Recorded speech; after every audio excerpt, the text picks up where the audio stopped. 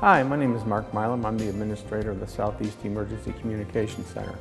This center will serve the communities of Bedford, Bedford Heights, Garfield Heights, and Maple Heights. What you see here is the active construction site of what will become the Southeast Emergency Communications Center, where all 911 calls for these 4 communities will be received and then dispatched to each community. We will be combining the dispatch centers of those 4 communities into one consolidated center.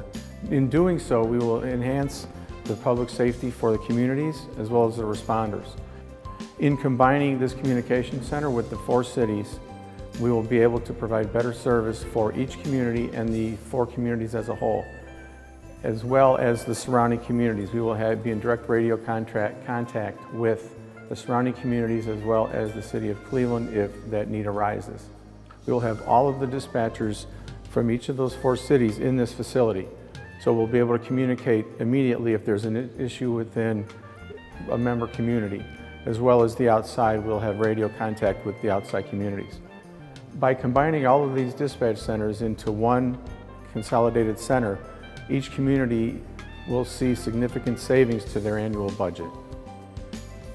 What we'll have here are the dispatch positions where the 911 calls will come in. They will be computerized and we will see an address on a map when the call comes in.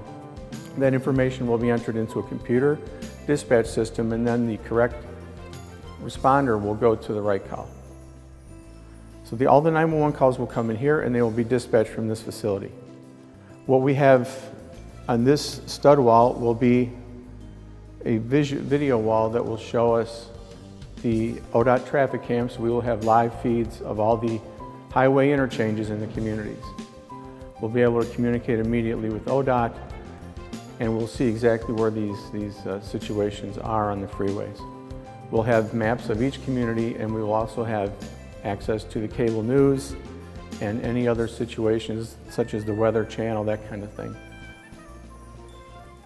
We'll be staffed by a total of 14 full-time people, 9 part-time people, and 4 supervisors to give you 24-hour coverage to each of these communities. When you see this facility, when it is finally complete, you will see that each community will be better served and will save a significant amount of money in the communities of Bedford, Bedford Heights, Garfield Heights, and Maple Heights. We will be able to provide better, more efficient, and effective public safety services to each community.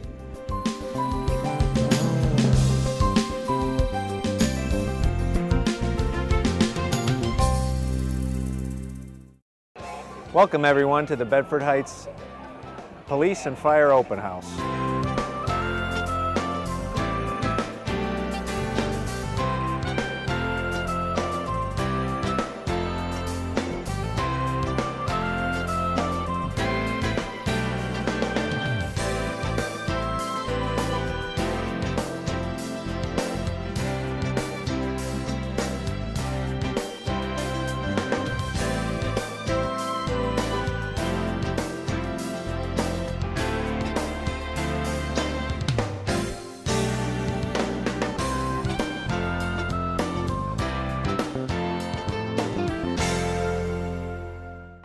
Our Police and Fire Open House is something that we came up with here at the Police Department and Fire Department to kind of give our residents an inside look at what their police and their fire department do for them, to show them the tools that we work with, to get them to know us as not just a face in a car waving to them as we drive by, but to get to know us as people.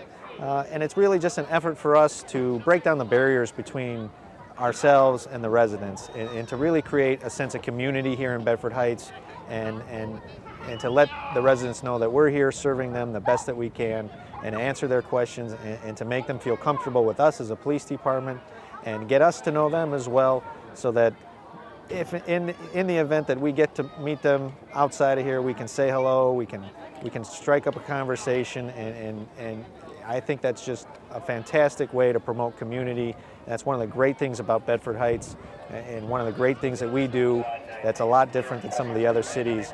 And I'm just so proud to be the chief here that is part of that. K9 ARCO and our K9 handler Patrolman Bob Major will give a demonstration of all the tasks that ARCO can do, package interdiction, package search, area search, and of course bite work as well. We also have all of the vehicles and some of the equipment that our officers use from time to time, especially in emergency situations. Orange Village was kind enough to offer their ERV, emergency response vehicle, that we would use from time to time in a major incident. It has the capability of communicating with all different agencies throughout the state, doing our dispatching right from that vehicle itself. We also have the SWAT tank behind us. We use that from time to time when our SWAT officers need to be brought into a hostile fire situation. We have our police vehicles on display. We also have our bomb squad on display. Some of the other things we have going today are the drunk driving scenario, where we outfit the drivers of a golf cart with drunk goggles, we call them, and they simulate what it would be like, what someone that is intoxicated might see, and it shows participants how difficult and how dangerous it is to drive a vehicle while under the influence of alcohol or drugs. We've partnered with the fire department this year. We go to South Point quite a bit too. We had the Cleveland Police Department helicopter come by and land here, and people could take a look and see inside that aircraft. University Hospitals was kind enough to have their medevac helicopter land here and show our residents what that looks like. Our officers as well are cooking up hot dogs and hamburgers, and there's pizza and all kinds of goodies for everybody to enjoy. The fire department also has a bounce house and slide that's available. So it's quite a day here. Really like to thank everybody for their assistance. Thank all of the officers that donated their time and volunteered to be here. Thank University Hospitals, Cleveland Police Department, Orange Village, our mayor, Mayor Berger, all of our council members for supporting the police and the fire department. Well, our canines serve a twofold purpose. The first being that they work areas of patrol like you've seen how we demonstrated today. They also help for community policing reasons as well. It's a great way to get the community out to see what we're doing with our dogs, what our dogs are capable, and it's a great interaction between the police department and the public. When citizens see the canine unit coming down their street, I get flagged down so many times that people constantly ask questions. They want to meet the dog, and that's a good way of interacting with the community and also answering any questions that they have. Our dogs will work 24/7 if you let them. They hate downtime. They love to be at work. That's what they live to do. I know a couple of officers who work their dogs for 9, 10 years old, and you would think at that age that their dog would kind of be winding down. Well, these dogs had just as much energy at 9 and 10 years old that they did when they were puppies. So that's what these dogs love to do, and that's why they are police dogs, because they have that high drive. That's what makes them different from any other dog. All our dogs are considered dual-purpose dogs, which means they're trained in both narcotics and areas of patrol. So when it comes to narcotic detection, basically our dogs are trained to find and sniff out drugs. The drugs that they're trained to sniff out include cocaine, crack cocaine, heroin, black tar heroin, ecstasy, marijuana, and meth. They're also trained in areas of patrol, and that includes tracking, building searches, area searches, handler protection, article search, and apprehension. So kind of explain to you what all that means is when it comes to tracking, if somebody runs from us, our dogs are able to track and find the suspect. And what they're tracking is actually ground disturbance, because when you walk on the ground or walk on pavement, you're actually disturbing that area, and it causes a different smell. Think about when you cut your grass. When somebody on your street cuts the grass, you can immediately smell, okay, somebody just cut their grass. Well, when you walk on the grass, it actually causes that same smell. And our noses aren't sensitive enough to detect that smell, but the dog's nose are so sensitive they could smell that. So same thing when you walk across pavement, you're actually leaving your body odor on the ground, and the dogs are able to pick that up. That's how sensitive their noses are. When it comes to building searches, if somebody's hiding in a building, we don't know where they are, we can send our dogs in. our dogs are trained either to apprehend the suspect, or if they can't get to them, they're hiding behind a door to stay at that door and bark and continue barking until we get there. They're also trained in handler protection. If we're being assaulted as canine handlers, our dogs are trained to protect us, which means they're going to come out and they're going to apprehend the suspect or deter the threat. So the first thing we're going to do is narcotic detection on the vehicle. As you know, a lot of people try to hide illegal narcotics in vehicles, also in parcels. Believe it or not, there's a lot of drugs that do get shipped through places like FedEx, the Postal Service, UPS. So our dogs are trained to sniff out drugs in any area, whether it's a car, in a house, in boxes. So the first thing we'll do a vehicle sniff, we'll do a parcel sniff, we'll do an article search, and we'll do some bite work at the end. So let me get my canine partner out and see if we can find the drugs hidden in this vehicle. And just so you know, when he finds the drugs, what he does, he's trained either to sit or lay down and stare at the area where the drugs are actually at. Hey, if I get these, check here, hey, check here, check here, check up, check here, check here, check here, check here.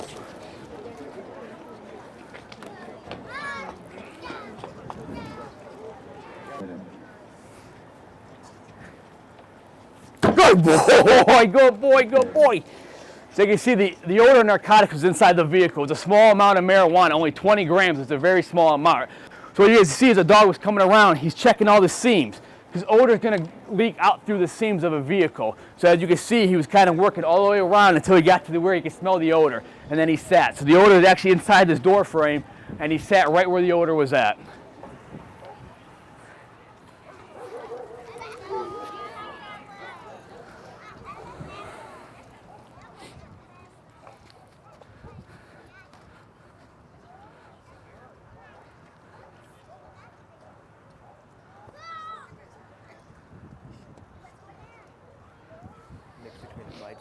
Yeah. So as you see, the same thing. His dog put his nose every one of these boxes, sniffed the seam along the boxes, and the very last box, you can see how he sat down. He was kind of just waiting for his reward. So right now, he's giving his dog his command. You can see his dog immediately puts his nose to the ground, and he's searching for any item that has human odor on it. When he gets to that item, he'll do the same thing. He'll either sit down or lay down, and that alerts the handler that the article is there.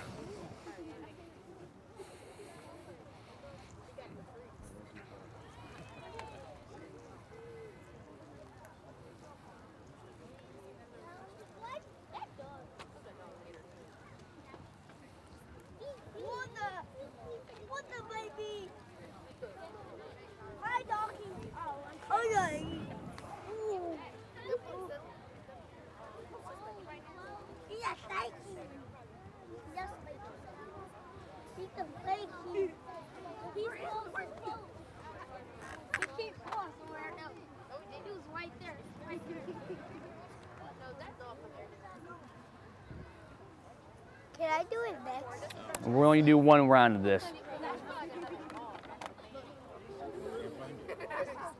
No, I mean, he uses it. See, the dog uses their nose. They're not using their eyes, so they're still searching for that human odor. And when he gets to it, you see him lay down and.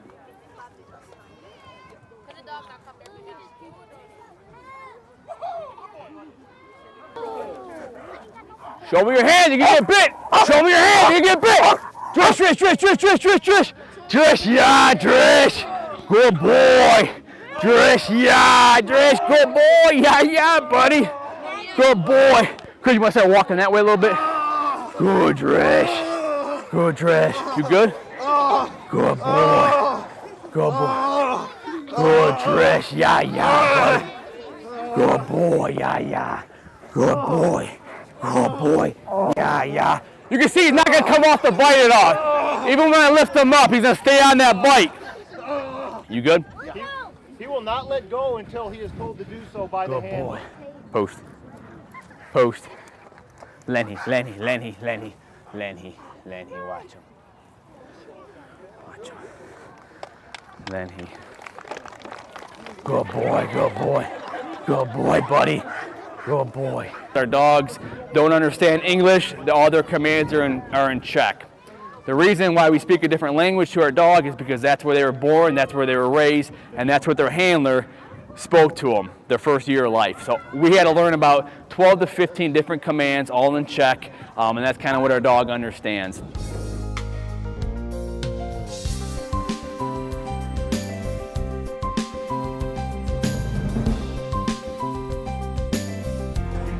This is our body cam, which records any activity we run across.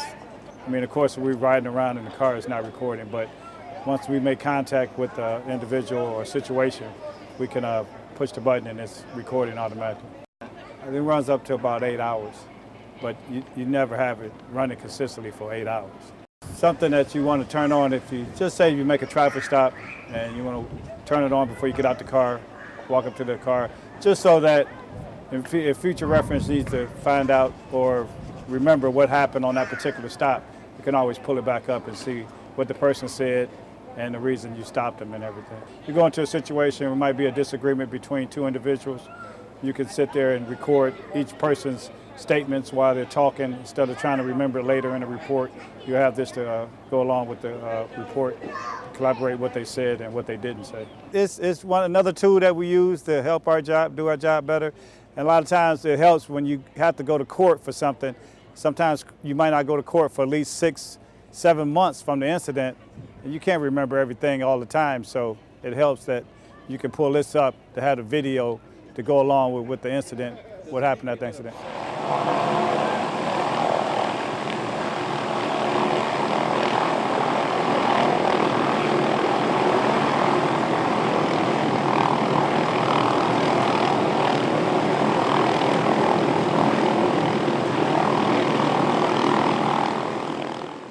This is a MD 500E helicopter. It's made by MD Helicopters Incorporated.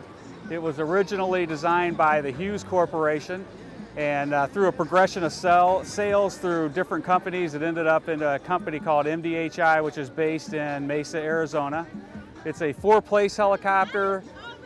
With all of our equipment on it, we're down to about 3 people, and in general, we just fly between 2 people, 1 pilot and 1 person doing the police work. It's a very fast helicopter, it's very, very maneuverable, and it's absolutely perfect for police work. We support basic patrol.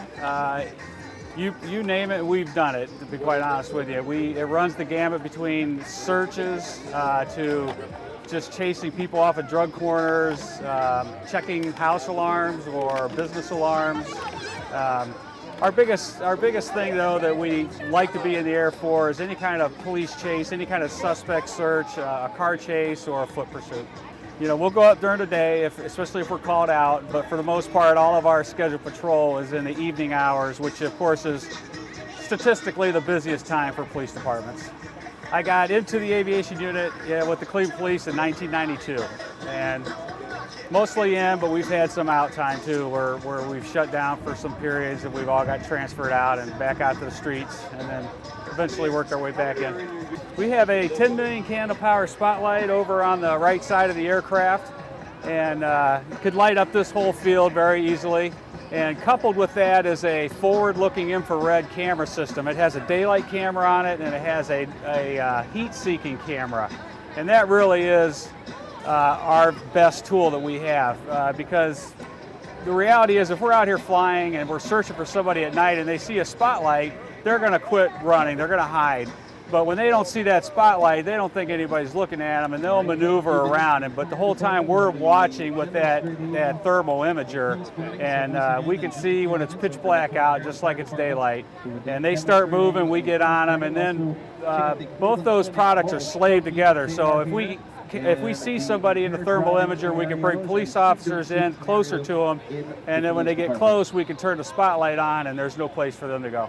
We're working really hard to try and regionalize the aviation unit. The chief and the safety director, that's one of their goals, is to kind of spread the joy out on this product, and we're hopeful that'll happen in the next year or 2.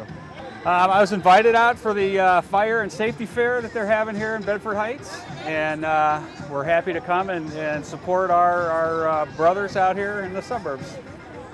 You know, obviously public relations is important in any field, and especially in police work. So it's always a good tool to come out and let the people see. It's a great opportunity for me to interact with people and for people to interact. You know, a lot of times police are looked at, you know, you don't get that, you just see them in a distance. And you know, we're all human here, and we just have different jobs. So it's good to interact and get to know people and let them get to know you.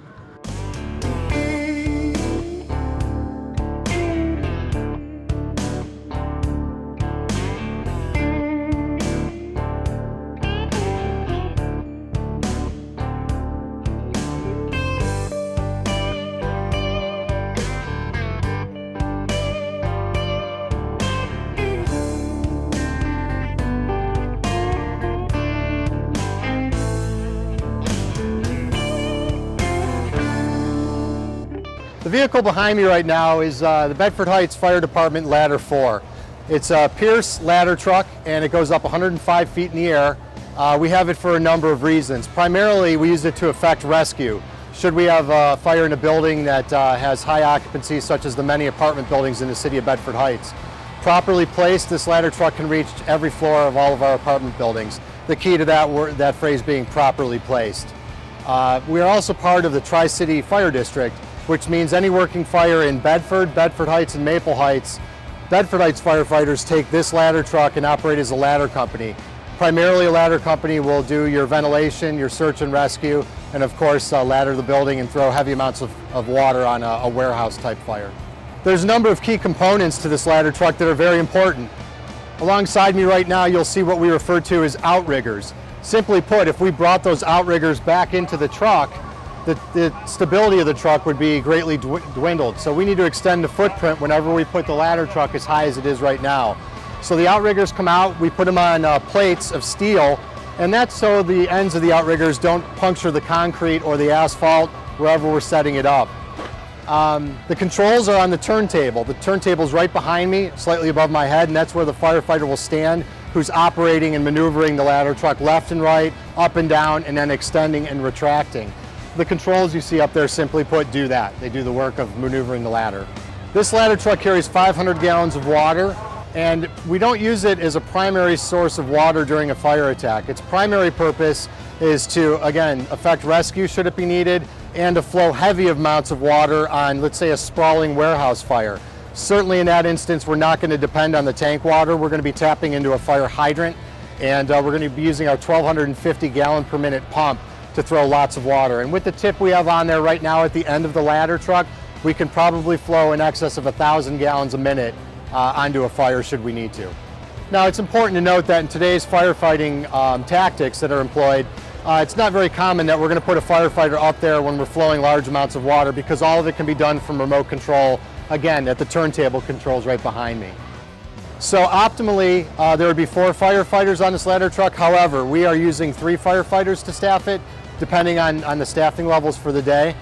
So typically we have the driver and operator who would drive the fire truck to the fire scene and then operate the ladder. We've got the officer, the captain or the lieutenant in the front seat, and then 1 firefighter in the back. We've got equipment used for forcible entry. Again, one of the primary objectives of any ladder company is to force entry into buildings. So we have to be able to tackle steel doors, outward swinging doors, inward swinging doors, overhead doors. We've got a full complement of power saws that we can cut triangular shapes into big steel doors that we find in our warehouses. So basically, a ladder truck carries lots of tools to break things and force your way into things. And we're proud to serve the residents of Bedford Heights and the residents further in the Tri-City area. We have a tremendous source of pride at the Bedford Heights Fire Department, and this apparatus is one tool we can use to show that to a big pattern of residents that we serve. The Bedford Heights Fire Department has a full complement of other vehicles. We've talked a little bit briefly about the ladder truck behind me. If we go over a little bit, we'll see what we refer to as a fire engine.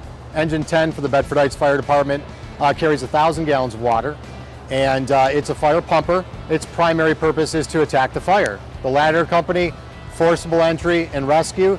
The engine company typically puts the fire out. Also, further over from there, you'll see we have our rescue squads. The City of Bedford Heights currently staffs 2 ACLS, or Advanced Cardiac Life Support Rescue Squads. We carry over 40 medicines, 40 medications, if you will, to treat ailments that range from pain relief for somebody who's got a crushing hand injury to full cardiac resuscitative drugs when we encounter the full arrest scenario. Basically, those rescue squads are an extension of the emergency room. And we're proud to say that as paramedics, when we encounter a full arrest like we did at the beginning of the year at Castle Metals in Bedford Heights, we are basically an extension of the emergency room, and we can administer all the drugs that an ER can do, and we can do some of the interventions like intubation to establish an advanced airway. So all the drugs that one would get if they arrested in an emergency room, they're going to get from our paramedics in the rescue squad. And on the particular call I mentioned at Castle Metals, we were able to bring that gentleman back from a full cardiac arrest to a point where he's walking around today. And we're very proud of that. And most of the members of the Bedford Heights Fire Department are paramedics. We have a few exceptions. As members reach their senior years in the fire department, they only have 1 or 2 years left.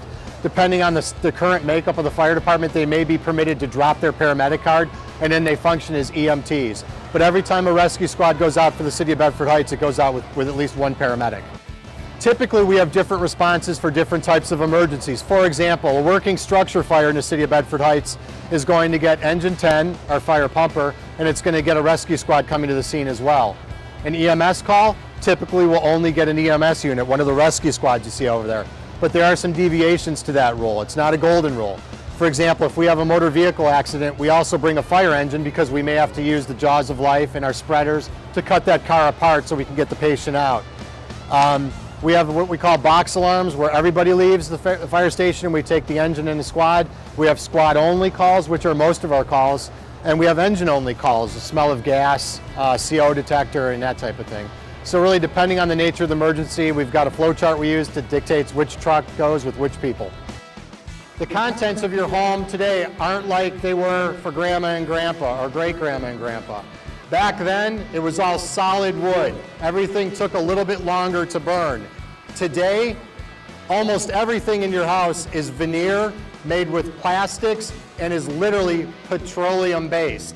I'm going to say that again. The contents of your home are petroleum-based.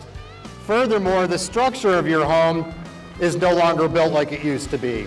Heavy construction days are gone. Now is the day of lightweight construction, of trusses in your attic that are literally glued together and have little steel plates to hold the members together. They don't last very long in a fire. They're dangerous for us and they're dangerous for you. All the more reason to make sure we have those working smoke detectors. What we're about to simulate, the purpose of this drill is to show you how fast fire will spread in a building, and more importantly, how we're here to protect you and put the fire out. Okay, what you're about to see is what we in the fire service call an incipient fire. An incipient fire is basically a fancy term for an early stage fire.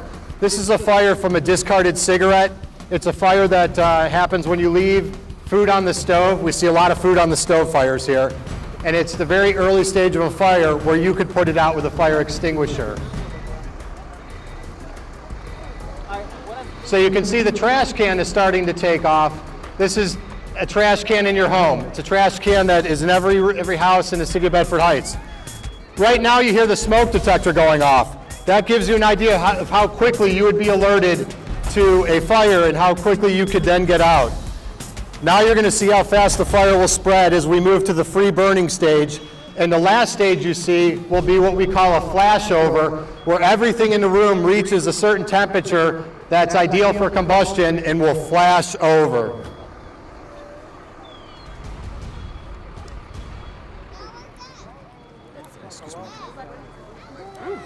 Fire! It's a fire!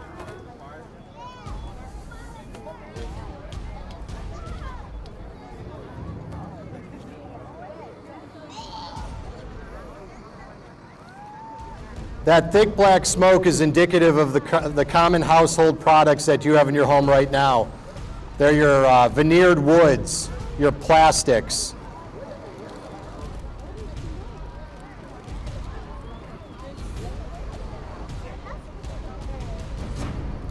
Now imagine if you didn't have that smoke detector, and that's the smoke you had to try and find your way out of the house in.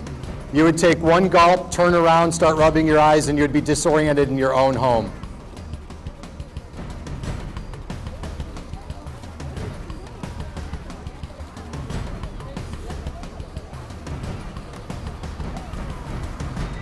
I think that's going to go.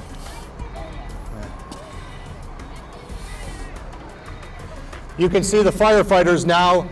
We have about a 5-minute, 6-minute response time in Bedford Heights. So right now we're at, how far?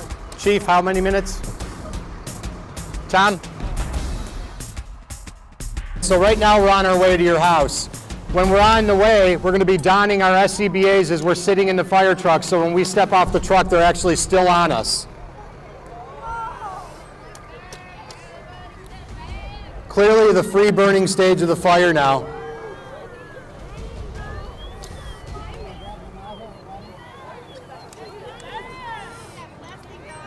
I'd let it go another 20 seconds or so. There goes the TV.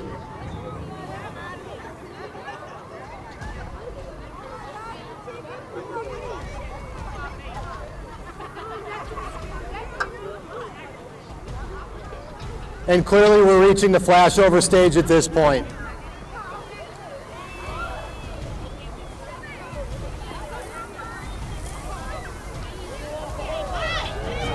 Okay, now we're going to extinguish the fire.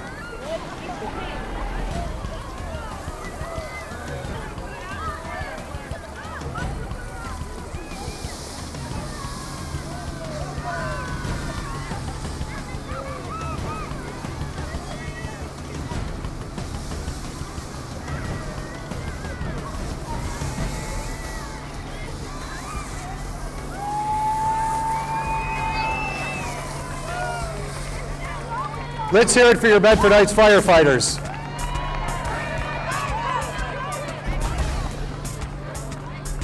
After our initial response and what we refer to as a knock on the fire, there's a lot of work involved of tearing apart ceilings, tearing apart walls, looking for fire extension, taking out your valuables so they don't get damaged further by the water and by the residual smoke. So when the fire is gone, our work is literally just begun.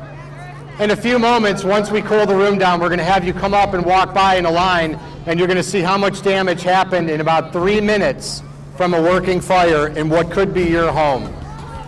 We hope this demonstration has shown you the importance of working smoke detectors and how important and life-saving they are.